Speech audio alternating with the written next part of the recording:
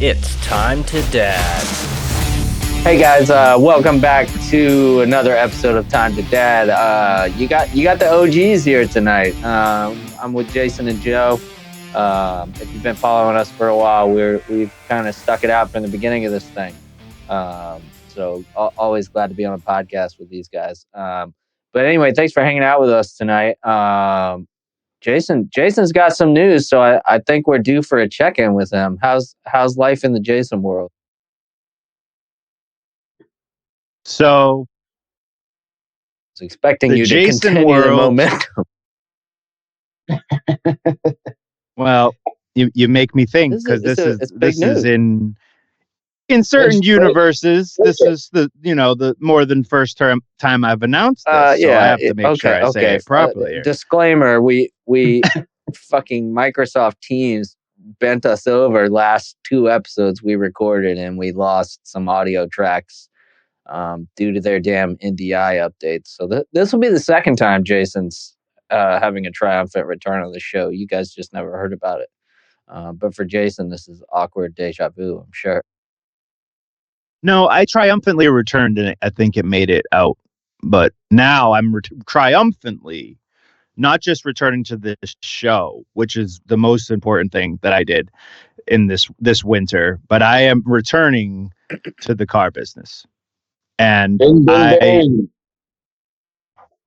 the car guy lives. I don't know what is wrong with me, I guess you could say, but I did the fire alarm job, and I just hated my fucking life. And it's not fire alarm's fault; it's the system. And this is what it comes down to. Like the actual system or the system of the business? Yes. No. Yeah. The second thing, the system of the matrix or whatever. I don't know. The outside system, not the inside. So it's not their fault. I am a salesperson. I was like, for some reason, cruelly chosen by the space god or whoever to be a salesperson. Like, that's my job, like my calling job that I like to do. It's psycho, but I like that. But I didn't like selling things that people didn't want. And fire alarms are the epitome of selling something that no one wants. No one likes the cost of it. They have to do it because the fire department, the government, the fire department in their town is telling them they have to do this, or they're going to shut down their restaurant or their building or their source of income. They have no interest in buying what I have to offer. I am a solution, which sales is problem solving.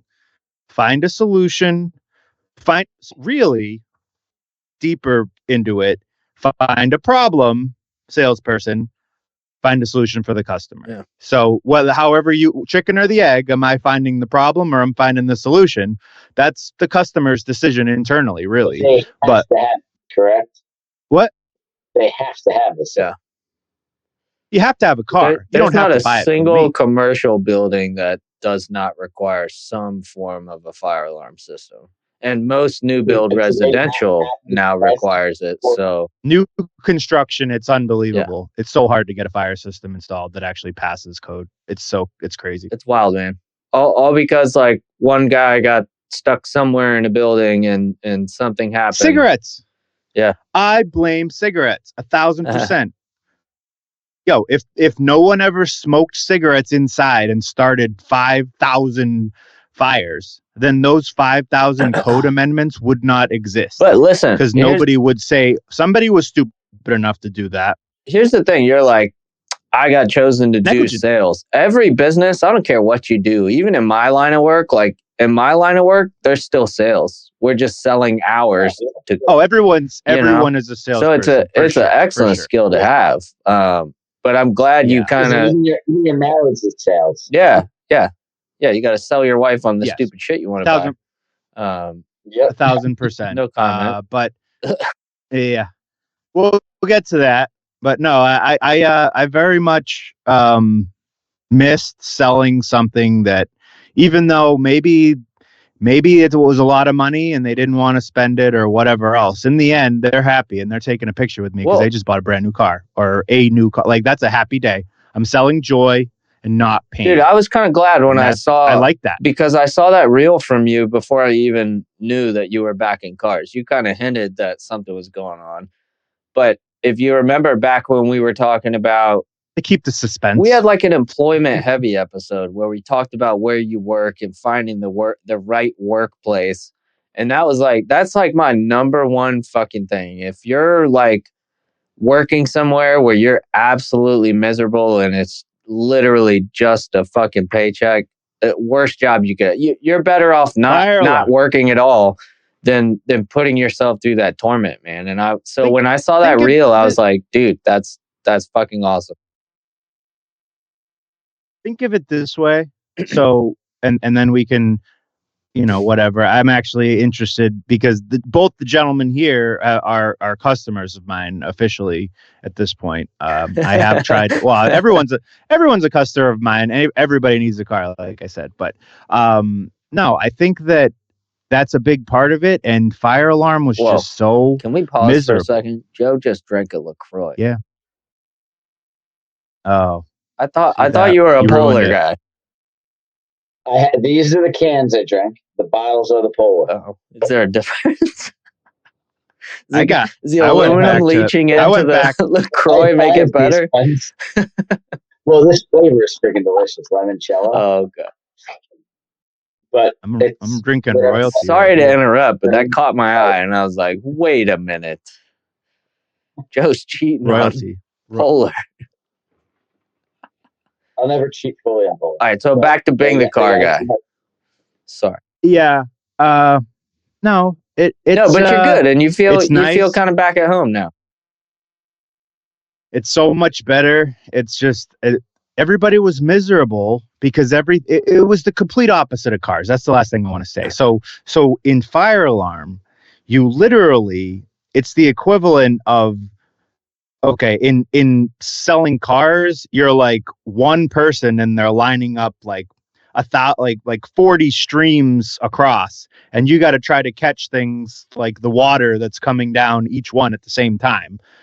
Yeah. Or the opposite, like you're chasing the streams and you don't know where it's going to come, like one at a time. You try to hit that one, like you're jumping back and forth because it's not a plentiful amount of leads. You got to kind of fight for things. In fire alarm, it's just a waterfall nonstop of people that are pissed off that need me to fix their fucking fire alarm. There's no no's. There's no like, oh, I don't want that. That the price, whatever. When they do that, I like laugh the fuck at them. Like fire alarm, it's just, yep. Oh god. I couldn't handle it. I literally like was going insane because I'm a kind of person who has to feel some sense of I did something today. Big turn it thing, off.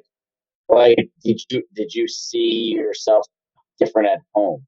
Right? Oh, 100%, 100,000%. Like the most important thing, like you said before, Nick, right, is not just it can't just be a paycheck, but if your job is letting you not be the dad you want to be at home and things of that nature, right? Yeah. Like that. Well, because you got to be honest, right? Like part, unless you own your own business and you're just doing whatever you want when you want, like nobody's honestly like, oh my God, this is the best job ever, right? Like you find a place that's acceptable, meets your needs, takes care of you and your family, and you just kind of grind it out. But when you're at a place where you're just like, the fuck am I doing here? and then it like you just said, it trickles down to how you get back to your house, and you're just fucking burnt out, man, and you will freaking know when you are just grinding at a place that you should not be grinding at. And it sounds like that's the wall Jason hit, where he just kind of came to this epiphany, like, the hell am I doing here? I need to get back to what, feels right for Jason and what Jason likes doing. The reality, I like this third person Jason thing that you were doing there. There you but go. No, it's Jason without a Y. Jason without a Y. No, don't do that. At my new dealership, there is a Jason without a Y. Jason with so a no, ski we mask. need to remember the Y or ask for Bing the car. Like I got to get away from the Jason. Ooh. That's not going to Oh help me yeah, here. come see Jason, and they ask for Jason. I'm Crosby. They put me on the board as Jay Crosby. You should just be JC. That's no. Come see JC. That's been done. No. Wow.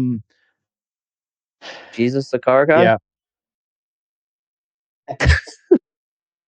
Yeah, you don't want to mix religion and auto sales. That's just the problem waiting to happen. Called Jesus, don't be Jesus. It's fine. There you go. Oh, we have a manager named Jesus. Oh, boy. We have so many employees. It's massive. So big place. Toyota's big. Listen, I will tell you. This is the biggest one. Like around, like in a very wide area. This is the biggest Toyota around here. Look, for sure. Locally, when I bought my Durango, I had to reach out to the dealership. I found it on my own. They didn't really do a good job advertising it. But B, when I got a hold of the guy, he's like, "Oh yeah, that car's here." I was like, "Okay, can I like come test drive it?" Like it was like pulling teeth, and like Jason had no clue if I was actually like ready to buy the fucking car or not. But like he went through all the steps and he like sent me the stuff. A video. Yeah, he sent me a fucking the video walkthrough is like sold me. I was like, shit, I gotta figure out how I can convince Jen to get up there so we can buy this thing and drive it home. Right. You like that filter? No, it was really good. It was really and listen, most people will tell you, I think, that nobody likes going to a car dealership, right? All you hear about is the negative side of it and how dealerships act and shit. And it was cool to go through that process with you. So I won't leave you hanging, but like Jen said, she's got to figure her shit out. But when we do buy my Tundra, we'll be making a road trip up to see you. Yeah. No, either way, when people live, honestly, even if they don't live far away, I've gotten to the point where I'm sufficient enough at selling cars to just the traffic of that dealership that if friends and family make like decisions like because they're just in their own head about it and don't buy cars from me, I'm kind of happy because I don't know, honestly, like, and that's not, I want to sell you a truck, Nick, but I'm saying like family wise, there's people I don't want selling cars to because I'll never hear the end of it, dude. Like business and pleasure, so yeah. Sometimes it's not worth it. Sometimes it's not worth it. No, but I'd be happy to finagle something because then it's content for the show. So that's the real goal here. Yeah, I was more looking forward to. Except I've already met Joe. I met Joe when I was doing my training up in New York. So it's like, oh shit! Now I can meet Jason when I head up to Massachusetts. So we'll figure it out. There you go. Maybe I'll just do right too. There you go. Yeah, Joe's gonna sell. What did you end up buying, Joe? We got the Subaru Ascent. So Joe's gonna trade in his Subaru Ascent while he's there. Yeah, no, I was trying to sell him a Palisade. He's not going to trade that Ascent for a while. Or you have two Ascents now? Well, no, I still have the Subaru Legacy, but my wife loves the Ascent now. But the challenge is, so we get such a discount from her brother's like a VIP of Subaru. We got we got the Subaru Ascent, the Onyx level, right, which is like not the limited, but the one right below. So there's base, premium, Onyx, then the limited, right? Mm-hmm. So we got the Onyx level, and we put no money down, and we got it for $454 a month. What? Crazy. That's crazy. See, like the person went there. She's it's like the money factor, yeah. Or 2 weeks ago, and she's paying like $589. I'm like, I'm sorry. I was like, how did you get this? I'm like, I don't know. X Tom. I have no idea. So like even the Palisade you sent us was freaking gorgeous. It was awesome, right? We got the nice. Yeah, but I couldn't do $4 or something a month. No, you couldn't even. It doesn't make sense not to get a Subaru. I mean, when the price is exceeded 0% by the quality. Yeah, my Legacy 0%. That's a problem with Toyota is like when you do find a stupid good deal, like it literally is a stupid good deal because they're priced where they should be for what the car is. What was I had a manager this morning. He's like, price only matters the absence of value. Yes. Yep. See, I've mainly like Jen just bought her for like her RAV4 was her first like Or when new value car. is absent, however he said it. Yeah. So now I'm like said in it this my way. mindset where I've always bought used cars my whole life just because I don't care. I mean, a car is a car, and I know how to take care of it and work on it. So buying used has never bothered me at all. But now I'm like at the point in my life where I make enough money. I was like, I should buy something nice and new and something nobody's ever driven before and all that shit. But then, So you're getting Cyber? huh? Cyber Tesla? No, fuck You're gonna no. get the Cybertruck? No, I wouldn't mind that fucking hybrid Sequoia though if I had 110 grand just laying around. I will say, for whatever it's worth, that I did make a decision when I was like, okay, I hate this. I'm gonna go back to cars. That I didn't go to a stressful brand again, and it's not really the brand's fault, but like, if you're a car brand, any of these American brands like German cars, Hyundais, whatever it is, if the cars have mechanical problems, like that is a hard thing to sell. Because like people are gonna come to you and bitch and moan about their car. And that was like a pretty big part of my job was getting those calls because Like they're fucking collateral Hyundais. for that And kind of it's shit. like, Yeah. it's a used, it's like, dude, you bought a fucking 2016 Tucson. I mean, Consumer Reports probably named that like the worst recalled engine like of the 2010s or something. Like, I mean, it's not, you can't buy an old Hyundai, an old Chevy, like these things. If someone didn't take care of something and it wasn't built well to begin with, you can't. Yeah. So Toyotas, I sleep much better. I really do. I have no concerns because it's usually like I see things that people just don't believe. Like with these like regularly in service, you've got people that come in with 2012 and 2013 RAV4 and Priuses, and they're just like, no, I want it. It's paid off. Runs great. No problems. It's like, fuck, dude. Like that's a reliable brand.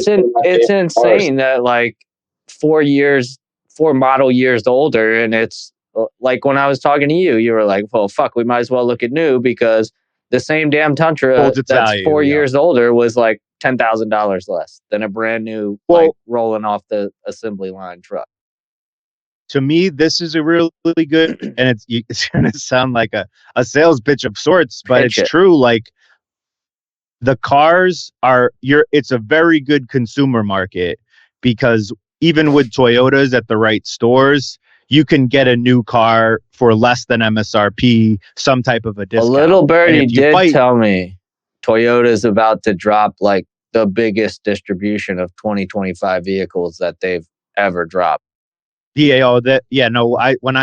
GM, I mean, he's the GM at the biggest Toyota in New England in the Northeast or whatever. And he told me when I interviewed with him, he's like, yeah, no, there's a pretty significant influx of cars coming here. Yeah. And we get huge allocations. Which is good. So, but it's like, so they're okay with discounting some of these cars to move them because they got a lot coming. And it's going to start getting crazy. So it's actually the perfect time to buy a brand new for less than you should, as opposed to a used version of it, which is more than any other brand. A used Toyota is more expensive than any other brand, whereas a new Toyota is a little bit still less than luxury brands. And now you're cutting that gap, by a few thousand. Yeah, but you could buy like I was just, I don't know. I was on, before I even talked to you, I was on Auto Trader there, and I just put in like full-size SUV, third row, blah, blah, blah.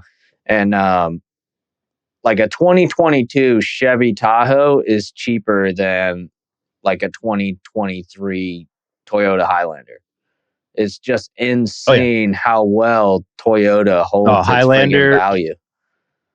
And you can't even find Highlanders. There's a reason. Everybody knows Toyota is known to Yeah. last. Like I don't I think necessarily Highlander is like agree the with. perfect Yeah. not van. Like it's just. the I don't epitome of necessarily family agree with car. like the interior. Like every time I get my wife's RAV4, I'm like, man, this car just feels cheap on the inside. But at the same time, I have the peace of mind that engine will run till she just decides she wants a new car. I don't have to worry about it breaking down on her or some stupid shit. And it's got a couple more airbags than other brands because they have a deal with the airbag company. Like they kind of and their airbags aren't being recalled on every model year ever put out, like Dodge, Chrysler. They have a monopoly on like the airbag manufacturers. They can call the shots on that shit. So they get some pretty good put a prices. price tag on safety. No, but they have the whole manufacturing chain like in their back pocket. Like, no, if Toyota wants you to do something, they're the so we had something called in fire alarm. It was like high quality. It wasn't high quality clients, but it was like it was like the huge universities and hospitals that had like thousands of fire alarm devices that we were just constantly just sucking off the teat of that being our customer. They were strategic accounts. Yeah. So that's the same kind of shit. But yeah. Nice. Well, listen, we're happy you're back in your comfort zone, back where you want to be. Are you happy? I mean, happier than fire alarm? Sure.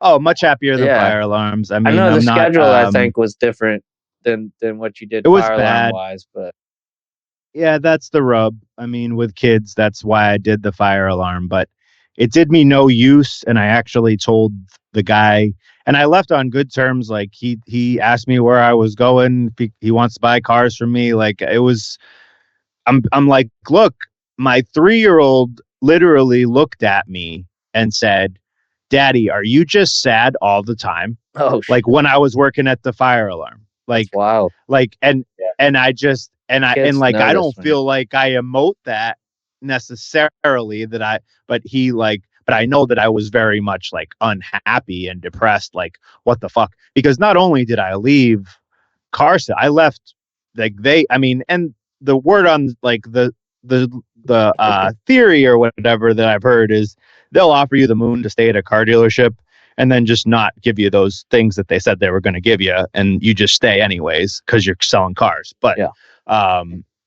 they offered me a lot to stay there, and I said no because I wanted to do something with the hours of the fire alarm. That was the perfect job, perfect hours. Every holiday was off, but I'm the weird fucking guy who likes, at least to a degree, the focus / time passing / quality of doing a good job if you like your job. So if I have to work, I want to do it doing something I like doing. Yeah. If I'm not enjoying anything about it, then I'm just punching the clock. I have no desire to stay a moment. And I see that with people in the car business, and I see that with everybody. Like, there's certain people where the clock, I mean, either they're really organized, so like the clock just struck and they stand up, they walk out, like, that on the zero number. But that's just like, that's a job. Like they don't want to be there a minute longer than they have to be there. Yeah. So to me, it's like, I didn't want to have a job where I didn't want to be there a minute more than I had to be there. So like car sales, I've been at way more than I necessarily wanted to be, or my family wanted me to be, or whatever. But it was never like, cause I didn't want to be there. Like I wanted to be there cause I was making money when I was there, but it's a tricky thing. You could find something that gave you that kind of same with those hours. Yeah. With better hours. So that's the goal. That's what we got to find. Yep. So, or you just get really good at selling stuff, and then you just make your own hours, I guess. But then you just you just open Jason's dealership.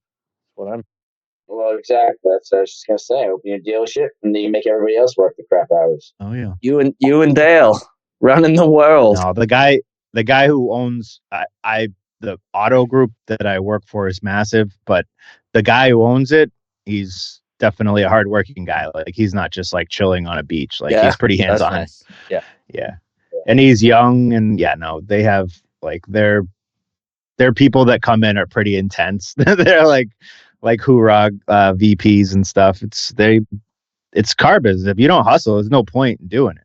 So that's what everybody has. Like that's the persona they want people to have. But yeah, you gotta have it.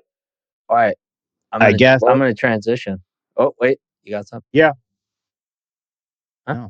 No. Oh. I was all right. Well, Joe said I guess as previously mentioned to our viewers, we'd lost the last 2 episodes, which I was disappointed for you, Joe, because you missed the football discussion, where we discussed the Super Bowl. But now we're past the Super Bowl. I actually predicted the Super Bowl to end the exact way it did. So I did not predict the ass whooping, but I was fully rooting for Philly to take it. I was rooting for Philly. I bet on Philly, but I fucking hate Philly fans, and I still do to this day. But I hate Philly fans, but I just did not want to see Mahomes and Chiefs get another one. And I was happy to see Barkley get one. Yeah. It's too bad because that's tough coming from a Cowboys fan. I freaking hate the Eagles. Dude, it was wild, man. Really? I expected it to be a close game, and I had a feeling if it came down to a shootout, which almost fucking happened. It got a little scary there in the third, late in the third, early in the fourth, where I was like, fucking Mahomes is gonna be fucking Mahomes. Because I knew if it came down to a shootout, like score for score, that Philly would have lost. But their defense, dude, just showed the fuck up. I mean, it was the same thing. That was the same formula, because that's like not, no pun intended, but a giant killer. Like if you want to kill like a team that doesn't lose, you have to fucking get at them with 4 guys. That's what the Giants not did to discredit Hurts, though. To beat the undefeated Patriots. He had some clutch ass throws that scored them points, and I mean he did a lot of footwork. You have to have that. But yeah, if that defense hadn't showed up, I think it would have been a different game. They would have been. They shook Mahomes early. The line of scrimmage. You get if they can't set their feet, a quarterback is useless if they can't. It gave me flashbacks to the fucking Detroit Minnesota game to decide the NFC North. It was painful. Like I felt bad for Mahomes. There was just so much contact and so much pressure, and any quarterback cannot survive when the pressure's like that. And you could just tell he did a really good job of kind of keeping it together, but you could just tell he was fucking frustrated beyond belief. I saw a crazy statistic today or yesterday. I think it was yesterday, and it was Mahomes was pressured on or hit on 38.4%. It was wild. Of it. This is the crazy thing. CJ Stroud this year for the season was higher than that. It was like 39.6. The CJ Stroud, like we're talking about like how they just destroyed the offensive line, and Mahomes was relentless and running for his life in one game. Stroud had that the whole season. Yeah, and Stroud's underrated for sure, but yeah, like that was a pretty interesting statistic. Like, you give Stroud offensive line. There you go. I've been as a Vikings fan, I've said that every season for the past 10 seasons. Like, God damn it, if we just had an offensive line that could provide any amount of protection above what it is now, we would have a decent season. So I have a theory on this. So I just thought of this, but I mean, I didn't just think of this as a fact. Like football. No, I'm saying first I'm stating a fact that's not my theory. It's a fact. Like football is won at the line of scrimmage. Like that's where you win or lose a football game. But my theory is that what you're saying is true. You want to have a good offensive line, but you're only as strong as your weakest link. And when you get to the Super Bowl, basically you're going to put 5 people against 4 of their people. And if their 4 people are that much better and more jacked up because it's the Super Bowl and it's like, this is it. They're going as hard as possible. And your 5 guys are just like, we got a really good tackle over here, but we're kind of hiding this guy here. Like, no, like you're fucked. So you got to have an amazing offensive line to win the Super Bowl. Brock Purdy learned that lesson this season. Everybody's like, oh, Brock Purdy, he's fucking amazing. Next Tom Brady. And what happened? All the injuries started piling up and all the stars fell away from him. And when he lost those stars, it was very obvious that he was not the quarterback everybody was saying he was. Just wasn't there. He needs an offensive line. No, he needs a line. It's not even the star. Yeah. The stars are only as good as the time for him to throw the ball. I just hate the shit in general where people are like, oh, quarterback's amazing, or oh, Travis Kelce is going to carry the team. Or team sport. You literally you literally need a well-rounded team to succeed. Is what it boils down to. So every time I start hearing about the quarterback XYZ or some player is basically hoofing the entire team on their back, it's not realistic. Statistically, it may appear that way. What's that? I was just saying, great offensive line and a defense will keep a team in any game. Yeah. Like there's teams where now we know quarterback's the most important position. There's a lot of Super Bowl champions. You could be the most accurate quarterback in the world, but if you've only got 3 seconds to get rid of the ball and scrambling's not your forte. I think David Carr would have been one of the greatest quarterbacks if he was not drafted. Well, look at Sam Darnold. All season, dude, he looked like a monster. But you play 2 teams that have your number and figure out your offensive line, and all of a sudden you have no time to throw the ball, and you look like you're playing college ball again. It's just, it's crazy. I would like to see, after watching fucking the NFC this year, I wish divisionally they could figure something out for playoff spots and how the divisions are. I know that's far-fetched, but I mean, you've got way off. How many teams in the NFC had like a 14 or better record? But none of them made it to the playoffs except the Eagle. It's just I don't know. The way they choose the playoff teams and the seeding just drives me nuts. Not that the seeding will guarantee you a berth in the Super Bowl, but I just think it's wonky. I think they've made it easier for Patrick Mahomes because they're the only good team in the AFC. Exactly. I liked it better when 2 teams got that first round bye. I thought that was a better system. Yeah. Mm-hmm. I agree with that. I think that's actually hurt it. Now there's so that one team gets a huge advantage. If you're already the best team in the league and you get the biggest advantage, like it's a cakewalk for them to get there and hopefully get punched in the mouth by the NFC team, or whatever. But yeah, it works the same way on the other side. You can hand out a divisional championship without it having to be a divisional game to decide the final winner of your division. Which that is how the seeds are determined, based on who wins the division. Yeah. Minnesota still could have been the number 1 seed is still the best team of all of them. So that there's no that's what I'm like. But the division winner has an advantage. Yeah. Yeah. And that's what I'm saying. Like, don't. There's no need to compete. I don't know if they're going to get rid of that anytime soon. I don't think they will. Still, divisions? No. Divisions, no. But divisions are fine. But there's no need to have like the division champion shouldn't be the only team to seed high. And then all of a sudden, Minnesota, that's got a 1-game worse record, drops to 6th seed in the fucking playoffs and gets absolutely shit on. There, you can still apply the ranking accordingly and still have a division champion without those two stellar fucking teams having to compete against one another for seeding. Mm-hmm. That's all I want to see change. It would make pretty cool last game of the season for that. Oh my god, that was pretty exciting. I mean, it was a terrible game. It made the entire NFC 45 40, but like it ended up being such a boring game. But it made the NFC look like a bunch of scammers. I mean, how many teams did we have with a 14 or better record? 4, I think. It was Philly. It was Minnesota. It was Rams, and Detroit, right?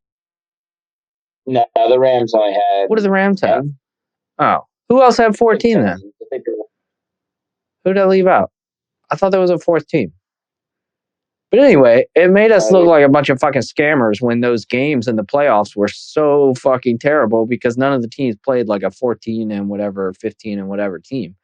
It just looked like a bunch of teams that kind of slid under the radar to the record they had and then shit the bed in the playoffs, which is the story of my life as a Minnesota fan. Yeah, we're all pretty bad football fans, except Jason. He had a nice long run. Not anymore. I have a nice long what? What was it? Run. Long John, he said. Long John. I had a nice. I was like, Joe, this is a friendly dad show. We don't need to hear about what's long. No, yeah, it was something you probably never see again because even if you want to say, come back around. But here's the thing: it's like the way something happens to sustain it for 20 years as opposed to 10 is very hard to do. To do it with multiple teams, in the case of a Brady, like he never ever, I mean, in a Super Bowl at least, looked. I mean, he got beat in the Super Bowl a couple of times by one score or whatever in very close games with crazy plays and stuff. He never got punched. He never got like curb stomped like Patrick Mahomes. And that's like, there's something to be said for that. Well, I mean, as many times as he went, Joe Montana, same thing, 4-0 in the Super Bowl. Like, well, I was it's hard trying for Mahomes to remember to do that the last time, like we had a good like arm of the chair grabbing Super Bowl where you were like on the edge of your seat over who was going to win. And Patriots. Yeah, that's what I'm saying. And I think that has to That do is with the organization of the league and the teams that are chosen. It's but 2 years ago, Eagles Chiefs was right down to the end. It was 38-35. It was that holding call that well, that was the last time they met before this, right? That was that game? Yeah, 2 years ago, yeah. Last year was different. The Eagles were. Last year was Chiefs Niners. Well, Chiefs Niners, but that was a blowout. And people will say it was because Purdy got hurt. And they won in overtime. Chiefs what? That went to overtime. Was it? Yeah. Yeah, it was close. Well, but that's close. There's a difference between close and so 2 of the 7 that Tom Brady won. You look at everyone always says the Giants won because that was a very crazy game. Everyone says that's like the best Super Bowl, even though I can't watch that like game, so I don't really know.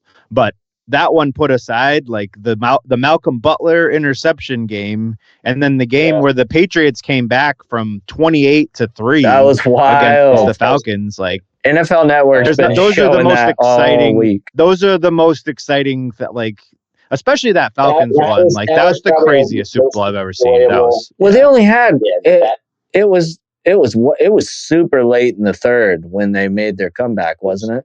It was like 2 minutes in the third. Yeah. It was one of those games where you're like thinking to yourself, like, if we don't literally strip sack and get this ball and score right every now, drive, this game is over. And then he literally strip sacked on like the next play. Like it was that kind of a situation. And then you had like the crazy catch that Julian Edelman had that like almost touched the ground. Like I really enjoyed that replay, dude. I still don't know how he caught that. He's laying on 2 defenders and he fucking bobbles that ball. I was just like, what in the fuck? The Patriots, every Super Bowl they were in, it was a freaking exciting game. Whether they won or lost, it could have went either way. Some teams can just, that magic comes out of fucking nowhere, and I don't know how you do it. Great teams win the close ones, like they figure out how to win them. But that's the Super Bowl I want to watch. I mean, granted, I thoroughly enjoyed Philadelphia, pounding them in the ass all game. And every fumble and interception just made it more hilarious. But I would much rather like see some crazy shit of them grinding it out, and all of a sudden we've got 2 minutes left and we're at a 3-point, point difference. Well, that's what you always want, right? I mean, but most Super Bowls, besides the Seahawks, Broncos, Peyton Manning's first year there, they got I think destroyed. is that comeback the biggest comeback in Super Bowl history, I think. Yeah, and that was the first Super Bowl that went to overtime, and it's happened like 3 times since. But yeah. Wow. That's why they changed the overtime rule. Yeah. Damn it. Cowboys next year, they got it. Yeah. I tell myself that every year, Joe. I'm prepared to die never seeing Minnesota in the Super Bowl. So. Well, Jerry Jones will die before I die, so I got a shot. You missed it. JT was like, last episode, he was like, man, I would still watch football if it weren't for Jerry fucking Jones. That's coming from a guy in tech. Yeah, exactly. Oh, my God. Jerry Jones. Yeah. Yeah, he's freaking terrible. So Deion's going to coach your team next year, though. No, they hired a coach. I think they're going to bring in. I think they're going to groom Jason Witten to take over the team in like 2 or 3 years. Bring in Deion, man. I think Deion would have been great, but I don't know. That was never the formula, though. Like the Cowboys, the great Cowboys teams, you hired coaches that owned the room, like actual Jimmy Johnson coaches. Deion has like, you presence. can't just bring a first-time coach. The Patriots did that with Gerard Mayo. That it doesn't work. Like you don't want a first-time. Exactly. Jerry Jones doesn't care if it works. Jerry Jones just wants what brings money in. Well, yeah. Which is why it's America's team, so he should just sit the fuck down, and they're going to make money anyway. And that makes him the problem. Exactly, that makes him the problem. Yeah, exactly. Makes him the problem. You should go sell cars in his stadium. Yeah, that'd be pretty cool. Do it. I like selling cars here. I don't know. It's busy. It's nice. It's cold. Good culture. Snowy. Yeah. But if you were at Texas, AT&T Stadium, I'd buy a car from me. Just New England is uniquely harsh on vehicles. Yeah, no, it's true. You guys use salt up there, or you use some other sort of chemical brine? Whatever the fuck. Like we got salt, a lot of salt, we sand, throw a cocktail down of snow melting. Yeah, Molotov, like gasoline, whatever it takes. We just throw it on the ground. But no, it's definitely salt, and the salt takes a pounding on the cars. So they try to prevent a lot some of that. The add-on undercarriage. The frames rot coating. out. The frames rot out. Now, I don't even know who offers that shit, because that's just hard to warranty. Just asking for problems doing that, because that does not work. Spraying that does not really work. I mean, I'm sure it helps. Well, they can only spray the outside of the frame, so the entire inside of the steel frame is still exposed to whatever the fuck gets in there. I feel like the only thing you could really do with that is spray it and then like power wash it and spray it after a year. Like every year, power wash and spray that shit. You'd have to fill the frame with some sort of like it's hard. That's a lot. I got a question for you, Joe. So, right, as a dad that's eventually going to have kids that drive, what would be the most safe car that you would want your kids to be driving? You have to pick like 2 or 3 brands or type models, right? Like, so there's a lot of dads that are going to have their first-time drivers, right? Safety. Is reliability blanketed under safety? Very, very easy. If the concern... It's either you're leasing, first of all, and it's either the Camry, which is now hybrid and all-wheel drive, or if you really are in Camry's all-wheel drive? When did I miss that? Yeah, the perfect vehicle. Toyota's going places. Not only that, not only that, gentlemen, there are 12 standard airbags, and I'd like you to find me another brand with 12 standard airbags on a sedan of the Camry's speed test rating level. You're not going to find it. So Toyota's competing with safest Subaru car- there. All-wheel drive and Safest- like super safe. they literally own Subaru. Yeah. What does Toyota care about Subaru? Subaru's Well- like, you ever seen that video on TikTok where the guy's like, "You're from Dedham. You're like a scab on my back." Like that. Like Subaru is not. No offense, Joe. I'm not like just the size of the two. Like they're not a threat to Toyota. I take the discount. I don't give a crap about the car. Subaru is not the brand that Toyota sees in the rearview mirror. That's No. not the one that's going to overtake But them. that's interesting. They went they're competing with somebody to go all-wheel drive on the Camry. Honda. Honda is their Yeah, but biggest Honda competitor. Honda doesn't have a They don't have to have all-wheel it. They drive. just have to have people asking for it. Yeah. If people ask for something, either Honda or Toyota is going to Well, do it the best the first. people still or the driving worst the first. 1995 Civic have to sell before they can take over the market. No, I again. wouldn't recommend. I mean, actually, you could. They also make a hybrid all-wheel drive Prius and a hybrid all-wheel drive All-wheel- Corolla. I had an all-wheel drive Prius. Those are pretty sweet. the but, world, man. I'm behind on the times of cars. And Yeah. those are excellent. I Anything understand. hybrid, Yeah. anything hybrid is excellent in the snow because it has electric torque. Yeah. You want like a science lesson? It's No. beautiful. It's straight to the ground. Those Yeah, when that's we're safe. moving cars, I'll take a front wheel drive Prius over like any truck unless I'm putting it in 4-wheel drive. Like that thing will get out of the snow that's all around it, so I can move it forward when we're cleaning the Well, lot it's better than it's- anything else. It's the torque of those electric Yeah. motors. I mean, that's why a lot of Yeah. trucks are starting to go hybrid now too, because they realize that you can get way more torque out of an electric motor for far less energy than you can out of a gas engine to achieve the same level of torque. It's kind of wild. Yeah. But that's the only thing that scares me Seriously. about Toyota is the twin turbo hybrid V6. But I mean, I wouldn't. Whatever it is, they're going to get to the bottom of it and make it really well. Yeah, At yeah. the moment, I know it's like it had a recall on that system, but they just fix it. I mean, it's not forget like what any other year brand. It dropped, and I saw that, and I was like, "Oh fuck!" Because the second I saw the V8, what is it, the Triton in the older Toyotas, Yeah, Yeah, that's that- 5.8. yeah, that I was like, "Oh, It's a beauty. fuck." Like that motor runs forever, dude. Like you could fill it with marbles, and it'll perform. I'm sure I could find you a V8 one, but No, that's going I to mean, eat up a lot of gas. The twin turbo V6 has been out for a hot minute, and that's the way most manufacturers are going. And considering the first model year Toyota dropped it, they had very few issues. If Dodge had done the same thing, it would be fucking catastrophic because they're terrible. Even their current V8 motors have just ongoing issues that have plagued it since 2010.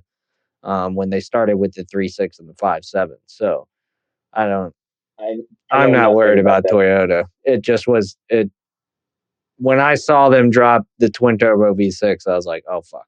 But they did a really nice job releasing it, and it seems like they did a shit ton of testing to have as few issues as they did have. Yeah, no, they're nice. The Land Cruiser and the Tundra really, I did look Are at the fighting- Land Cruiser after you threw that in there as an option, and it it's a kind of grew on me a little bit. that'll be my next car. But what that vehicle and the Tundra fight against is the stigma against an undersized powered vehicle, like where it's a turbo on a 4-cylinder or a turbo on a 6-cylinder that just scares people off. But Well, because turbos have that it actually stigma doesn't feel of like high it. maintenance when you and drive. expensive to replace is the reason turbos have that stick.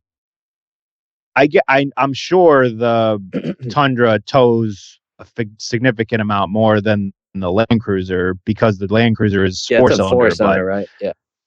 Yeah, but that thing moves. I like it. I think it's I mean, a I nice think it car. has I looked at And it. those are the same thing. I could get you that same that same discount probably on one of those. That we have a lot of those. Yeah, it's just. Do you want the SUV or Those aren't the ones. do you want the truck? But I looked at True cab. Toyota before I bought my Dodge. I was just at the time Lily still lived here, so we were looking for third row. So we were expected to be hauling grimy kids around in the car and stuff. And now we're kind of like, do we really need the third row? So I've been looking at a truck because that's just more practical for what I like to do and camping and fishing and all that shit. And I can't afford the fucking Sequoia, otherwise we'd buy that thing. Get the truck with a nice little hitch, tiny RV, trailer. RV. I don't. A couple of our neighbors have RVs and whatnot. I don't see myself as an RV camper. I'm sure it's nice because you like the outdoors. Like that's yeah. Like you'll I just don't like packing the car and setting everything up. That's the only thing I hate about it. Like I don't mind sweating to death in the summer or being too cold in the winter or, having it piss rain and you're stuck in a tent all day. I don't really care about all that. It's like the loading and unloading that I know as I get older is gonna start to piss me the fuck off. So see, I want to get like an RV. That's definitely something I do. If we didn't have kids, I mean, it might be something in the future. I say all the time, I'd sell my house. I'd get one of those like insane RVs. It's like 2 bedrooms, got a freaking like office in it. There's some wildly nice ones. And I'd freaking travel the world. I'd Zoom from wherever I'm going. Dude, COVID started that revolution, man. A lot of people were buying RVs, and that was like the peak of remote working. So as long as wherever you decided to park your shit for the night had Wi-Fi or you had a mobile hotspot, you were good to go. Yeah, I would do it. I think that'd be fun. You just got to live with kids in the camper. RV. Do you sell RVs, Jay? He can sell you a truck that can pull your RV. Sure. They have like a super taco thing that they convert like into a camper. That's pretty cool. Tacozilla, I think it's called. That's probably the best you're gonna get on that. But no, I've been looking at the campers. I think it's called Tiffin. That's fancy ass fucking That's the shit. Like these are like the $400,000 like luxury campers. Like it's like the Lexus of campers. It's fucking sexy. I like it. Tiffin camper, I think. Okay, Tiffin motorhome. Yeah. Nice shit. Leather. Nice. I just want the roof mount ones that I see all the Toyotas with, where you roll up and it's like flat and you flip it open. It's basically like a big old tent that sits on top of your car. Oh, like a pop-up? Yeah, pretty much. In a trailer? No, but it sits up on top of a roof rack. Yeah. So you don't need a trailer. You just have your car. That's nice. I hate pulling trailers. With the little ladder on the back. You climb up to it. Yeah, see, I would get this. I'd get the Tiffin. Tiffin's fire. How do you spell Tiffin is fire. Do I need to Google it?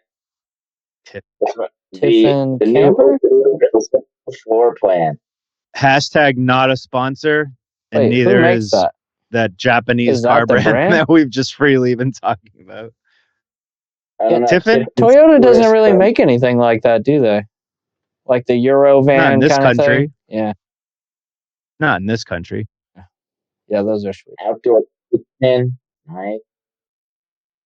In Japan and Korea, Hyundai and Toyota make everything there is, like trucks, plane, like whatever the fuck. They're like, they make that. I want to build my own.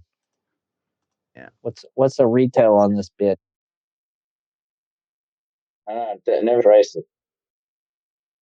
Tiffin, the GH1? I'm looking at Tiffins are expensive as fuck. Open road. A used Tiffin is like $250,000. These are like $500,000 campers. Are they really? It says choose a model, and I did. Big buck. No, it's not. Yeah. I'd be willing to bet this thing starts at like 110. No. No, on. more than that. The one I'm Yeah. looking at, there's no What size? 32 I don't know. feet. This is the Tiffin GH. I can't. It won't even let me click it. I'm looking at tip. Jeff or 29. Joe, what I'm thinking you need the 2025 Zephyr. What? I didn't see that. 605 horsepower diesel, 45 feet long. Jesus. That's what you need. Here we go. I mean, if you're Tiffin, living out the of the average thing, price, I you're- got you right here. Yeah. The average price of a Tiffin is $255,000, $255,783. That's like And it maxes that's out above at the average price of $980,000. a home in the United States. That's insane. They're nice. I mean, if you Nice. go all in and you're living out of the thing, you can make it work. But that's a little small to Well, live in. It's gonna drop in value, but it's kind of like a Toyota of It's camper. diesel, like though. obviously, I dude, like it. it's a beaut. Yeah, I mean, diesel engines, pretty reliable. Wait, And the inside is are just, they it's all Mercedes leather. motors? It looks like. Probably, dude. When I was looking up campers and shit, Tiffin was definitely like top notch. I just sell things that move. I don't really care about the Yeah. engine. I don't, Fuck it. If someone tells me the engine's good, then I'll go with that. I go with Take it. data. Get into that. That sounds good. You'll make a nice sale commission on one of those. It'd be selling. Data. Yeah, dude, you only have to sell one a year. I don't think that's how that works. I don't. No. Well, if you own the Tiffin, then you could. You buy it, sell it, fix it. That would be a terrible investment. That like you would probably lose. Like if a car loses $5,000 when you drive it off the lot, a Tiffin Yeah, that's like 90. probably like 50. It's like $50,000 right off the top. You definitely need some gap insurance. That's for damn sure. Yeah. Oh, free gap insurance with a Toyota lease. So when Oh. your child Well, there you needs go. that first car, they need that first car. My you come kid see is me. not. We'll Their get you a first car lease is on a going to be Toyota vehicle. whatever car in the family happens to be the oldest. And it might not even be that car. We still might have to buy them like a beater. Because It depends where I'm at. It You depends gotta- where I'm at because man, you got to I humble can't- kids these days. You can't. Dude, when I went to That's- school, there were kids driving brand new fucking 2003, 2004 vehicles. And I was like, what the fuck? And today, I'd Yeah, but the still. point is that they're idiots. They Wow. don't know what they're doing. So you want them in something that literally like won't break down on the Well, it's side of not the road. even that, And if it's- it crashes, nothing will happen to them. Yeah. I That's mean, I drove, new. I drove a minivan you in what? high school. Yeah. I drove a minivan. I in drove high school. a Amazing. 1988 two-door Jeep Cherokee was my first car, and that was a hand-me-down from my dad. And I drove that fucker till the oil pump failed, and then Yeah, actually, my first one was a Buick Regal. that was my That second guy, one. I I had had a my mom's Skylark. hand-me-down Buick Regal, dude. Yeah, That thing was I like had a driving a Skylark. cloud, though. Yeah. yeah, the thing was amazing. I loved it. Just to crush garbage cans with that. Yeah, thing. you had the little ashtrays in the doors that you push the Yeah, side yeah. and it flipped out. Those were the days. I had a Delta 88 Olds, That should have 1992. power seats in it. That was like top notch for back in the day. Yeah, I Powered think it seats. was a 94. I think it was a 94 Buick Regal. I don't even remember what year Freaking it was, but It was the hand-me-down from my double brothers. It was my one brother hand-me-down to that one. But I oh, took it, and then it lasted nice, a week. nice. All right. For a 2014 Tiffin Allegro Red 33 footer, with 48,000 miles, how much you think that costs? 2014. What The mileage it is diesel? low, I guess. is it? Diesel? It's a Tiffin. Yeah, it's the same thing. 128. 85. 114, 115. That's A little crazy. high. That's a lot of crazy, money. though. Yeah, That's a lot of money for a 10-year-old camper.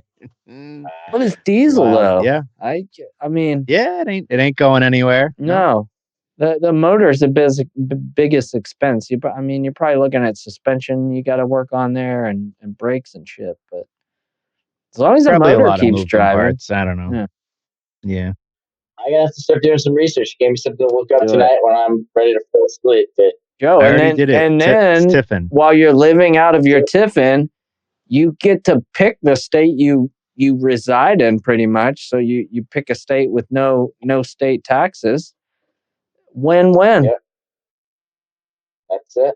Win-win. I like it. All right, we figured out my life plan. We're good. All right, good. Now go tell your wife and make sure she agrees. Hey, I just bought a $900,000 RV. No big You deal, just right? pull it. You just pull it in the driveway, like, hey. Tell her you got a good price. They normally go for $982,000. Yeah. You stole That's that. You only paid 118. Price. What is it? Price is only an issue in the absence of value, Jason. The That's what we learned. absence of value. There That's you go. There we go. All right, guys. Perfect. But customers like Joe are they're brainwashed by the pixie dust, and they Pixie just dust. care too much about interest rates. I fucking hate interest rate, Everybody does. especially right now. But anyway, Jason, you give me 0%, then we can really talk. Okay, 0%. yeah. Pay cash. Fuck yeah. Thanks. Let me talk to Pro Joe. tip. Let me talk to Joe first. I got to work on Pro my tip. savings. Here's a pro tip. I don't have a Pay spare cash. $55K laying around. But thank you guys for hanging out with us tonight. Welcome back, Bing the Car Guy. If you need a car, we can ship it. Jason can ship it. So hit your boy up. Get you a I'll Toyota. drive it. I Um, drove a car to Philly when I was It's at Hyundai. it's only pixie dust, fellas. So don't even worry about it. But Dreams in driveways. dreams. Dreams in the driveway. That's your dealership name. We right do. There. That's what we do. We put dreams in driveways, gentlemen. It sounds like one of those weird HGTV shows now. Dreams and Driveways. But thank you guys for hanging out. Sorry we missed last week's episode. Please send all complaints to Microsoft Teams for their fuck up on the NDI update. And hopefully this audio goes good. And we'll catch you guys on the next episode. Like and subscribe. Hang out with us in the Facebook group. See you guys.